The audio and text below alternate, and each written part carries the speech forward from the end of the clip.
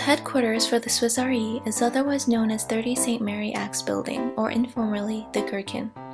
It's a skyscraper building located in the financial district of London, England. The British architectural firm Foster & Partners, headed by Norman Foster, designed the building and ultimately created one of London's most well-known and ecological structures. The building is a combination of office spaces and an array of shops and cafes. The very top of the building is a clubroom that gives a panoramic view of London. Foster & Partners was required to create a building that would not only meet the corporate purposes of Swiss Re, but to also incorporate the building into the surroundings of the city itself. The final decision for the shape and height of the tower are largely based on context. The structure's non-linear form and tapering facade makes the structure look less massive than a regular rectangular building, and therefore does not overwhelm the surrounding traditional London architecture. The frame of the 40-story, 100-meter-tall glass tower consists of a circular structure with diamond-shaped glass planes, and the exterior facade is structured in a way that is reminiscent of two interwoven strands of a DNA double helix. The headquarters was also designed based on a foundational circular plan utilizing radial geometry. The building widens as it gains height and then tapers down as it reaches the peak.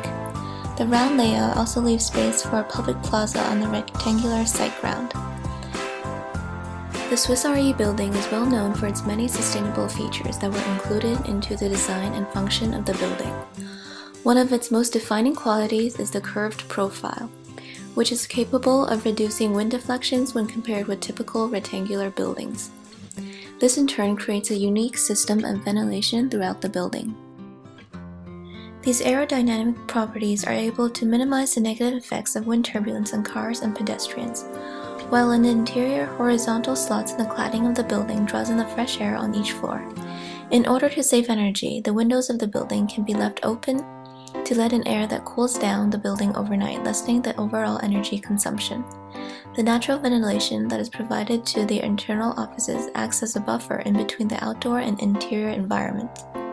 This reduces temperature differences, noise, and pollution of the building. For the Swiss Re, there is a clear connection between the work environment and nature.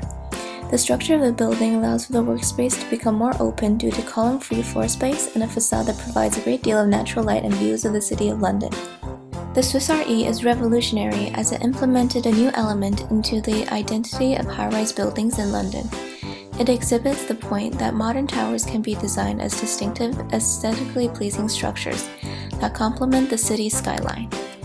It also went against the belief that tall buildings tend to have negative effects on the environment and uses large amounts of energy. The building took into account the people who would be using the space and how the environment would affect work and living by enhancing the experience within the space. The Swiss Re has since become a part of the City of London, and though it definitely stands out in comparison with traditional British architecture, it is a symbol of sustainability in the modern era.